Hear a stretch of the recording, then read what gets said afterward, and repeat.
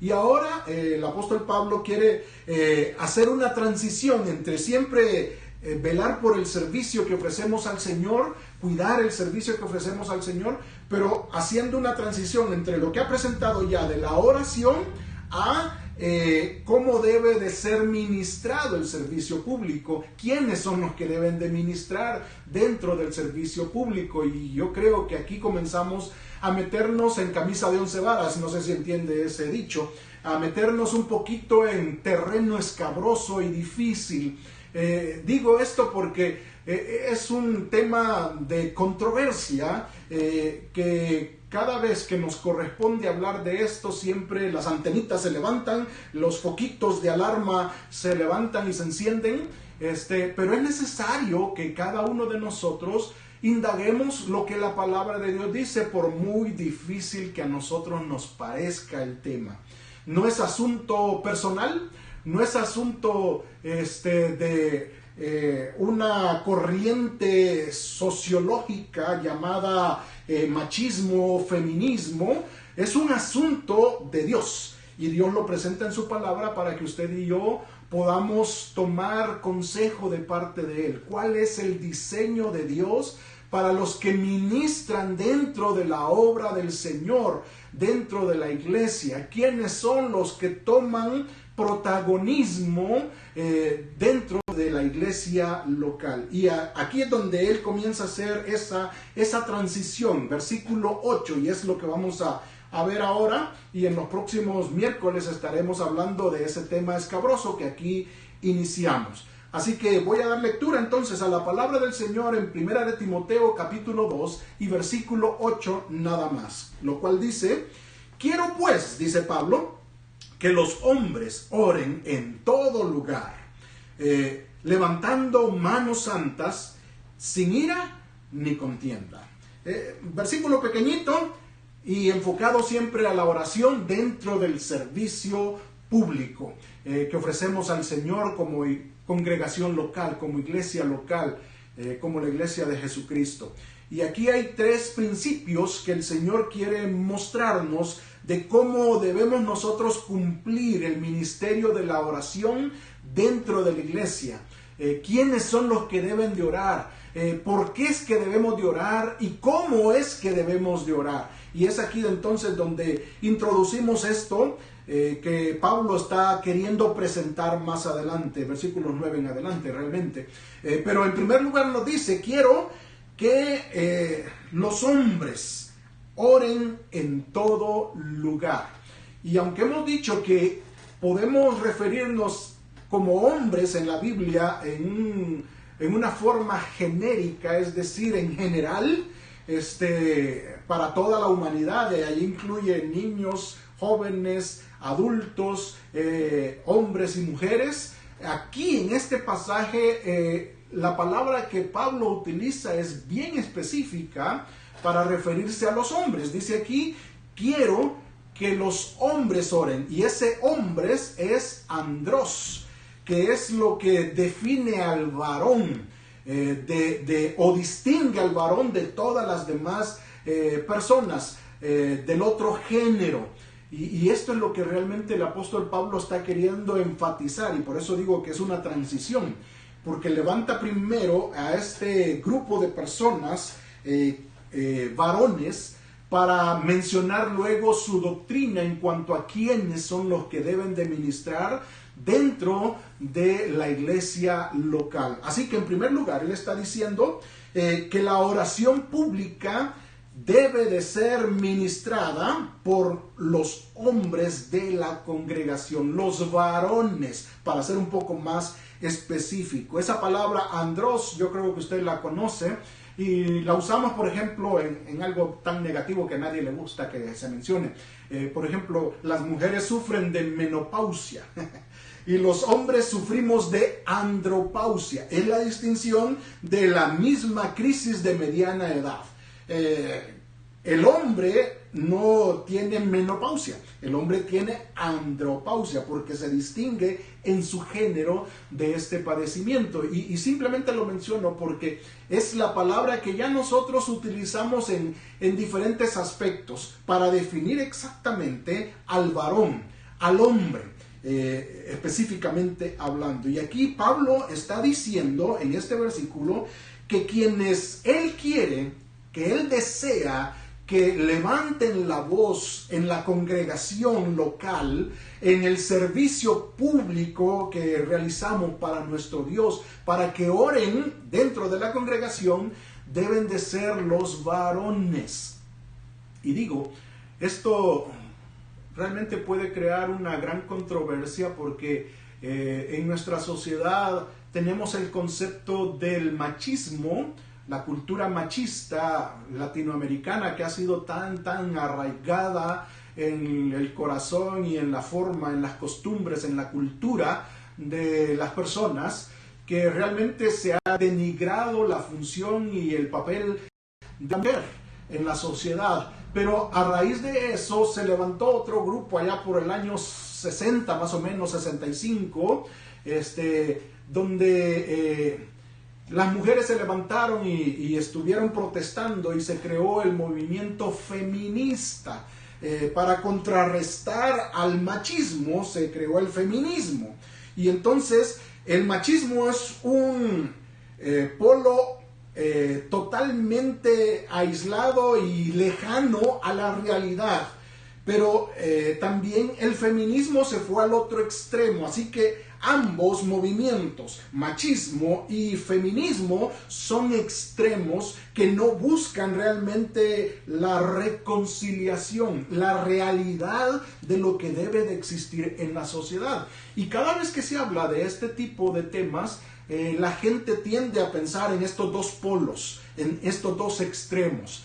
Si decimos que en la iglesia, en el servicio público que ofrecemos a nuestro Dios, deben de participar los hombres haciendo el trabajo de la obra del Señor, las hermanas se molestan porque dicen, esos son machistas.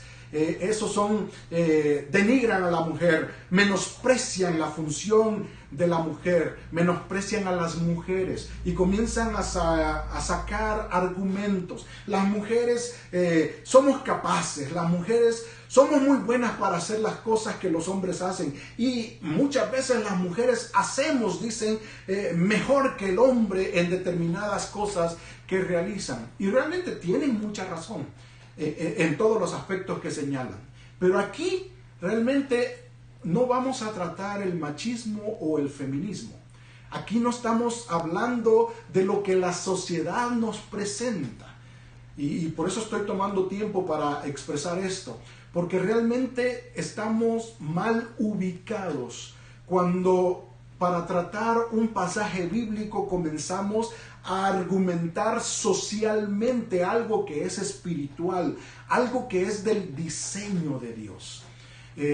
La palabra de Dios en Primera de Corintios estableció en dos aspectos cómo debe de ser la obra, cómo debe de realizarse la obra del Señor. Y en el capítulo 11, por ejemplo, de Primera Corintios, el apóstol Pablo establece ahí que la mujer debe de orar públicamente, pero con su manto en la cabeza, con su cabello largo descubierto, porque eso es el manto que cubre a esa persona y que le designa como bajo autoridad de su esposo.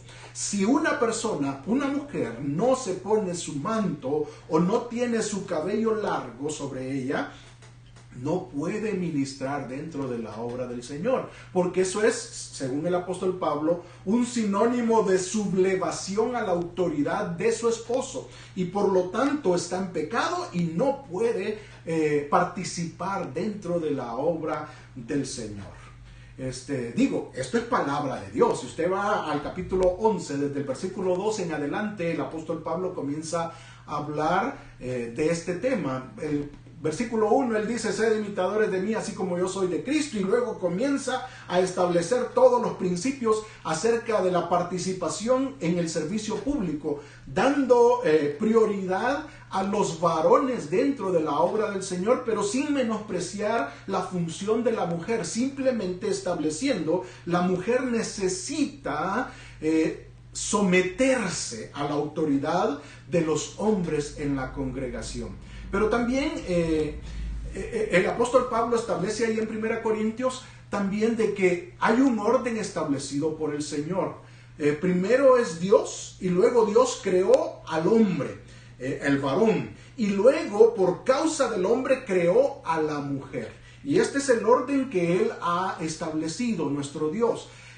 La mujer está aquí en este mundo a causa del hombre.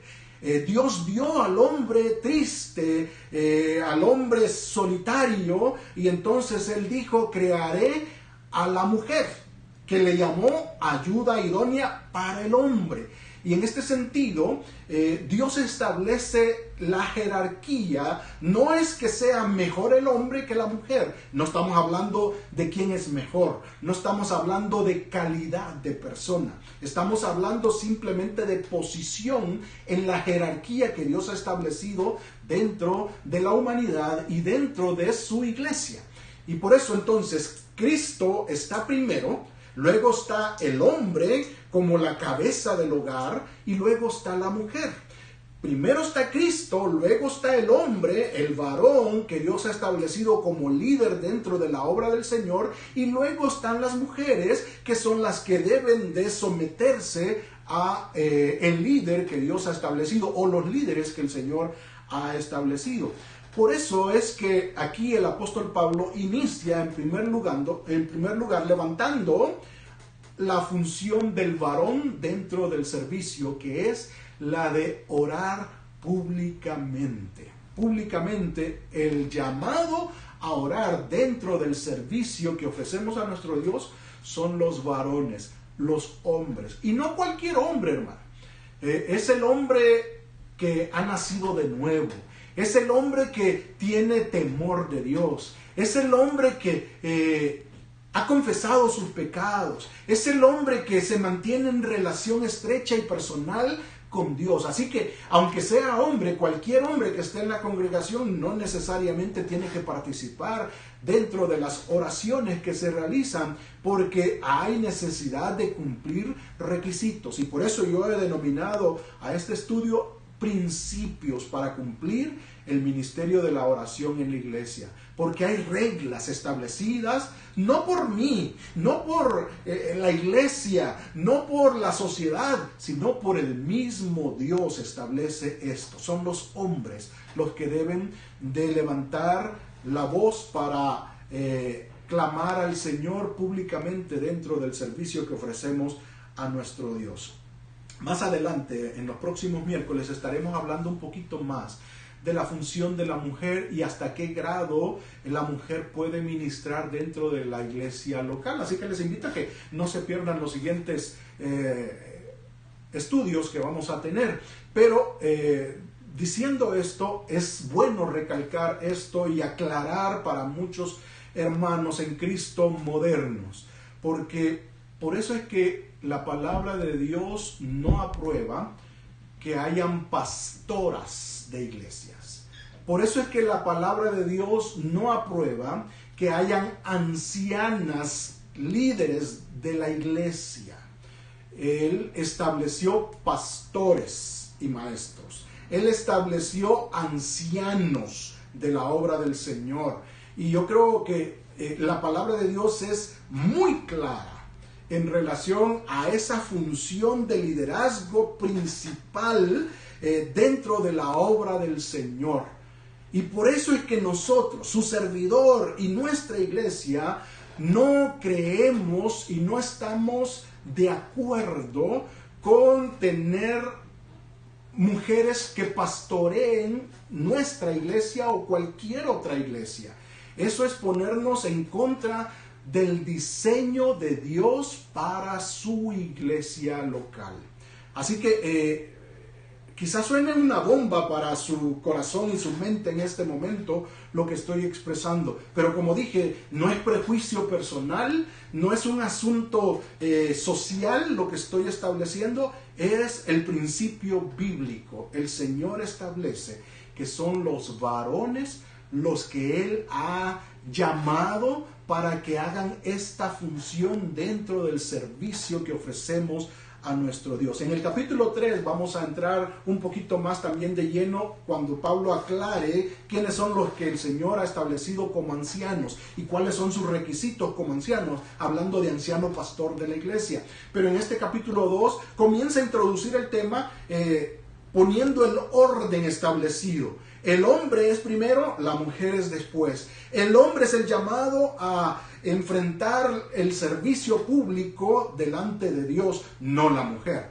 Entiendo que hay situaciones donde hay necesidad, porque la mujer siempre es más dispuesta, de corazón más sensible para aceptar a Cristo en su corazón.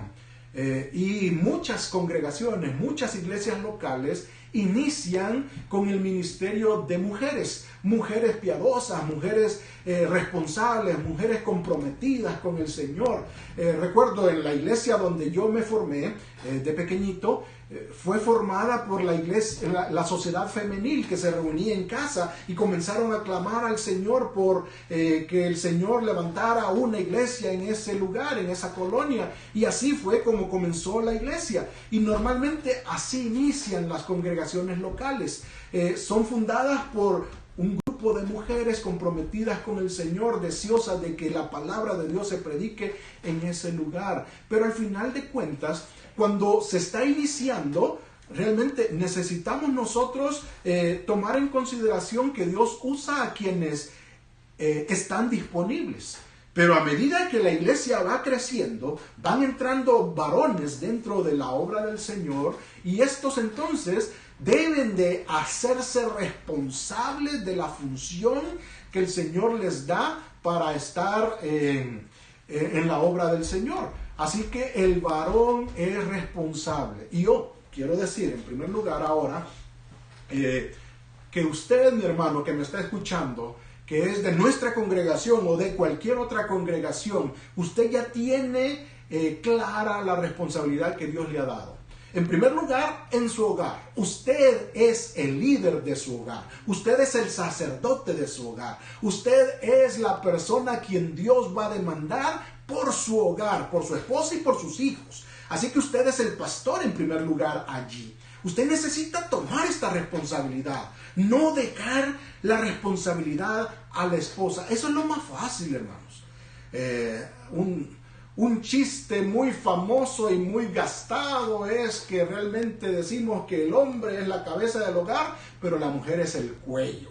Porque si el cuello no deja que la cabeza se mueva, la cabeza no se mueve. Y nos reímos a veces con ese tipo de chistes, pero realmente esos chistes denigran el diseño de Dios. Describen la realidad que muchos hogares viven, porque realmente el hombre ha sido irresponsable, no ha tomado su función de cabeza, de líder del hogar. Pero así como también el hombre debe de tomar la responsabilidad en el hogar, también el hombre debe de tomar la responsabilidad en la iglesia. Y yo veo a muchos hombres dejando ministerios importantes dentro de las congregaciones locales y están permitiendo que más y más mujeres que son comprometidas, dispuestas, piadosas, porque adoran al Señor y quieren lo mejor para la obra del Señor, tomen las posiciones que el Señor les ha dado a ustedes, mis hermanos. Yo creo que es necesario que ustedes también tomen la responsabilidad, que realmente evalúen qué es lo que Dios les tiene haciendo dentro de la iglesia. No debemos nosotros dejar pasar la oportunidad que Dios nos da de ministrar en su obra. Así que el Señor aquí nos establece, son los hombres los que deben de participar orando dentro del servicio público que ofrecemos al Señor. Segunda regla también, la oración pública debe realizarse en todo lugar, dice ahí el apóstol Pablo. Quiero, dice ahí, pues que los hombres oren en todo lugar. Es el hombre el que debe de tomar la iniciativa, mis hermanos. Es usted quien debe de definir a qué hora se debe de orar, dónde se debe de orar, por qué se debe de orar.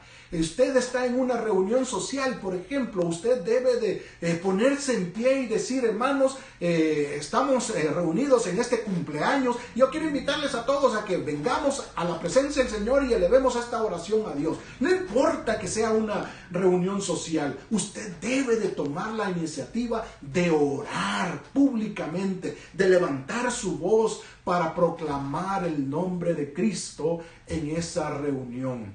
Declarar ese lugar campamento de Dios, donde Dios derrama bendición. Esa es la función de los hombres en la congregación. Debemos no solamente de orar públicamente, sino de orar en todo lugar. Aprovechar cualquier oportunidad para levantar la voz y orar por los demás que nos rodean en esas reuniones. Y en tercer lugar, el tercer principio que aquí aparece es que la oración pública debe de realizarse habiendo nosotros confesado nuestros pecados. Y usted dirá, ¿y eso de dónde lo sacó? Porque ahí no dice confesión de pecados. Realmente no lo dice de esa forma, pero dice que debemos de levantar manos santas, dice, sin ira ni contienda. Y yo sé de que esa es una costumbre de nuestras iglesias. Cuando estamos cantando, por ejemplo, la gente levanta sus manos y adora al Señor de esta forma y hasta mueven sus manos para llevar el ritmo del canto. Cuando la gente ora también, mucha gente levanta sus manos, inclina su rostro y está hablando con el Señor de esa forma. Y a veces lo hacemos simplemente como un ritual, algo que lo hacemos pero no sabemos qué significa el levantar las manos santas. Y lo que realmente significa, y que aquí el apóstol Pablo está señalando como prioridad para levantar la voz en oración, es que debemos de hacerlo en señal delante de Dios y de la congregación que nos está viendo, que no estamos sucios de pecado, que estas manos no están manchadas por el pecado, porque ya hemos venido a la presencia del Señor, confesando nuestros pecados delante de Él. Así que nos ponemos al frente para ministrar en oración a la congregación con manos santas, con manos limpias, con manos purificadas con la sangre purificadora de Jesucristo. Y esto es lo que nos está exigiendo el apóstol Pablo. Y por eso es que decía yo de que los hombres somos los indicados para hacer este ministerio de la oración, pero no cualquier hombre. Los hombres necesitamos estar en estrecha relación con Dios, habiendo nosotros constantemente confesado nuestros pecados delante de Dios, no dejando tiempo para que el pecado haga presa de nosotros y nos esclavice en esto. Más bien estar alertas, atentos cada vez que nos equivocamos delante de Dios, ir a su presencia, pedirle perdón, porque necesitamos estar listos, preparados para que el Señor nos use de la mejor manera. Yo creo que esa debe de ser nuestro pensamiento constante, nuestra intención, vivir intencionalmente, purificando nuestro corazón delante de Dios, porque no sabemos el momento exacto en que el Señor pedirá que nos levantemos y que tomemos acción en lo que Él nos ha llamado a hacer. Solo quiero leer esta versión que dice aquí. Dice, deseo que en cada lugar de adoración los hombres oren con manos santas levantadas a Dios y libres de enojo y controversia. Y esos son los pecados señalados realmente. Levantando sus manos santas quiere decir eso, presentándose como una prueba a la congregación, pero también delante de Dios. Y por eso es que se levantan, enseñándoselas a Dios y a la congregación. No estoy sucio porque me lavé, ¿sí? Pero no es solamente lavarse con agua y jabón, es porque he confesado mis pecados a Dios. Ahora, ¿qué clase de pecados? Dice aquí el apóstol Pablo. Esa versión decía: libres de enojo y controversia. Enojo y controversia. Yo le he titulado a esos pecados que aquí dice ira y contienda, enojo descontrolado en primer lugar y busca pleito. yo no sé si hace sentido eso para usted, pero son pecados de los hombres. Los hombres somos más dados a guardar enojo y rencor. No lo expresamos, no somos muy expresivos los hombres para decir las cosas. Son muy pocos los que pueden expresarse de esta forma, reclamando y expresando exactamente lo que sienten. Son muy pocos. Pero la gran mayoría de hombres somos muy callados, no guardamos las cosas y somos como el volcán que vamos guardando y guardando y guardando, y cuando viene a salir estallamos y hacemos daño a cualquiera. Y por eso el apóstol Pablo nos dice que debemos confesar nuestros pecados de enojo descontrolado. La ira es eso. Si se recuerdan, el apóstol Pablo en Efesios, el capítulo 4, nos dice ahí de que podemos y tenemos el permiso de parte de Dios para airarnos, para enojarnos. Pero dice claramente ahí, pero no pequen. En el sentido de mantengan el control de su enojo. Y la forma de mantenerlo es no dejar pasar mucho tiempo para mantener este enojo, sino más bien de ir y buscar a la persona con quien estábamos enojados para arreglar nuestras cuentas con esa persona sin dejar pasar mucho tiempo. Así que usted y yo, delante de Dios, somos permitidos para enojarnos y quizás hasta perder el control, pero no dejar que eso pase mucho tiempo. Si pasa mucho tiempo, eso tiende a ser una fortaleza de Satanás en nuestra vida, que está haciendo que nosotros nos debilitemos en nuestro diario vivir para glorificar a nuestro Dios. Así que el pecado del enojo descontrolado es lo que el Señor quiere que usted y yo confesemos para servirle de la mejor forma. Si se recuerda, también el Señor Jesús dijo que si tú vienes con tu ofrenda ante el altar y estando ahí con tu ofrenda te das cuenta de que tienes algo contra tu hermano, dice, deja ahí tu ofrenda, ve y arregla con tu hermano lo que dañaste y entonces ven y presenta tu ofrenda al Señor.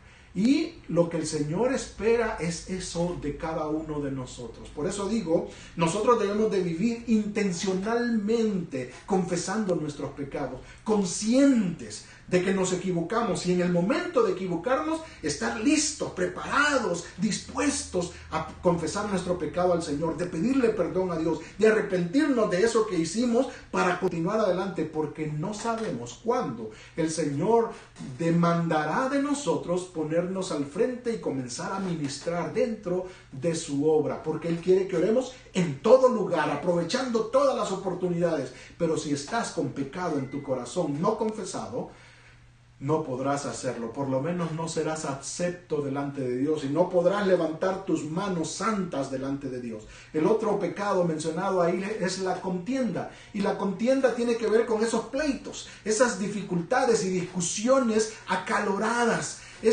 esos sentimientos y emociones que se levantan, que hasta siente uno que la sangre se le va a la cabeza, que comienza a sacar humo por la nariz, porque está tan enojado y está en una discusión quizás que no va a llevar a nada. Y es eso lo que nos está mencionando aquí. Los hombres somos muy buenos para eso, para argumentar y no dejarnos que nos ganen en nuestras ideas, en lo que proponemos hacer.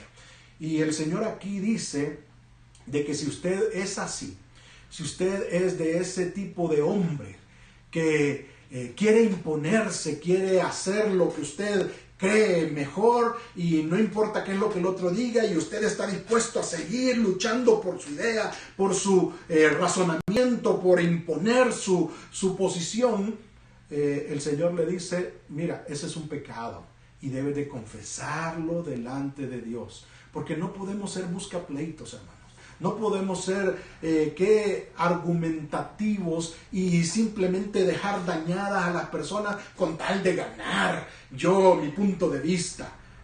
Eso es lo que el Señor no quiere dentro de la obra de Dios. Eso divide, eso daña a los demás que nos rodean cuando estamos así. Y somos los hombres los que tenemos esa tendencia a imponernos, a dañar a los que están a nuestro alrededor, simplemente por establecer nuestro punto de vista y que se acepte lo que nosotros decimos, sin importar qué es lo que el otro esté diciendo, sin reparar y pensar nosotros en que quizás el otro tal vez tenga algo de razón en lo que está presentando, pero no nos importa. Y eso es lo que el Señor también quiere, que usted y yo nos cuidemos para poder estar listos para ministrar. Si usted se da cuenta entonces, el servir en la obra del Señor a través de la oración, muchos lo miran como algo tan sencillo realmente. Se le pide a alguien que ore dentro del servicio que vamos a ofrecer, a alguien que va a introducir el servicio con una oración, y cualquiera lo puede hacer. Así es el pensamiento de muchos. Cualquiera puede pasar a orar públicamente. Y cuando pasa la persona, le escuchamos las palabras que pronuncia y hasta nos dejan asombrados, boquiabiertas, porque mencionan muchas cosas teológicas, muy bonita su oración, muy expresiva su oración, pero no vemos su corazón, no vemos cómo el Señor realmente esté obrando en esa persona. Y eso es lo que aquí Dios nos está presentando hoy. En primer lugar, son los varones los que el Señor ha diseñado para ponerse al frente y hacer las oraciones públicas dentro de los servicios. En segundo lugar, nos ha mostrado que necesitamos aprovechar el tiempo en todo lugar donde estemos para clamar a Dios en oración. Y es el hombre el indicado, de clamar a Dios en el hogar, de clamar a Dios en la iglesia, de clamar a Dios en el trabajo, de clamar a Dios en cualquier reunión social en que se encuentre. Pero también ese hombre que va a ponerse al frente debe de cuidar su vida espiritual, su relación con Dios, confesando constantemente sus pecados para que sus manos estén limpias delante de Dios y delante de la congregación a quien va a ministrar. Así que mi hermano, mi hermana, yo le animo a que no solamente se informe de lo que la Biblia nos está presentando en cuanto a cómo debe de ser el servicio dentro de la iglesia local, sino que medite si esto realmente es lo que estamos haciendo. Si tengo yo la actitud correcta para poder ministrar, como vimos en 1 Corintios, en el capítulo 11, la mujer, si quiere ministrar dentro de la obra del Señor, debe de guardar sumisión a su esposo en primer lugar y a los demás hombres que están en la congregación. No imponerse, no sublevarse a la autoridad que Dios ha establecido. Por muy buenos argumentos que usted tenga, mi hermana, el diseño de Dios es diferente al que modernamente tenemos en las iglesias. Y esto es pecaminoso, creo yo, pero para eso el Señor nos está mostrando en su palabra cuáles son las reglas, las normas que Él ha establecido. Así que tratemos de guardar estos principios para que presentemos un servicio que realmente sea agradable a nuestro Dios. Le invito a que terminemos este tiempo con esta oración. Señor, nuevamente te damos las gracias por habernos permitido abrir tu palabra y meditar en ella. Estos son temas difíciles, Señor, son temas que pueden traer controversia y malestar en algunos, especialmente en nuestras hermanas en Cristo, que muy dispuestas quieren servir en tu obra, Señor. Y muchas de ellas pueden sentirse ofendidas al escuchar esto, pero entendemos que es tu palabra la que establece esto y no es nosotros, no es la sociedad, no es la iglesia, es tu palabra. Y ruego, Señor, para que tú nos ayudes a tomarla en consideración, a evaluar realmente qué es lo que tú has establecido, no lo que nosotros queremos hacer, no lo que nosotros estamos acostumbrados a hacer. Y rogamos para que tú te glorifiques en lo que hacemos para ti, Señor. En primer lugar, desde nuestros hogares. Permite, Señor, que como hombres, como cabezas de hogar, podamos ser responsables, Señor, de tomar el liderazgo de ese hogar que tú has permitido que formemos. Permite, Señor, que cada uno de tus hijos varones en ese hogar, Señor, en estos hogares, podamos ser los guías espirituales, los pastores de nuestra congregación llamada la familia, Señor. Permítenos ser responsables y conscientes de la función que tú nos has dado, Señor. Pero también ayuda a mis hermanas, Señor, a no sublevarse a esa autoridad, a no usurpar la posición que el varón tiene dentro de su hogar, Señor. Tú bendecirás mucho más ese hogar cuando cada uno de nosotros cumplimos nuestro rol, Señor. Así que suplico para que tú ayudes a mis hermanos a tomar ese liderazgo dentro del hogar, pero también dentro de tu iglesia, Señor. Que podamos estar dispuestos a hacer la obra que tú nos has llamado y no dejar, Señor, que la sociedad o el modernismo, la filosofía social que vivimos se apodere también de tu iglesia, Señor, y que en lugar de hacer el diseño que tú has establecido para la congregación, nos dejemos llevar simple y sencillamente por argumentos humanos, por argumentos, Señor, feministas o machistas. No queremos cometer ese error, Señor. Queremos cumplir tu palabra y queremos que tu obra siga adelante, levantando tu nombre en alto, pero también tu voluntad en alto en todo lo que hacemos, Señor. Así que nos ponemos en tus manos para que tú sigas obrando, Señor, y nos ayudes a asimilar lo que tú nos has presentado en esta oportunidad.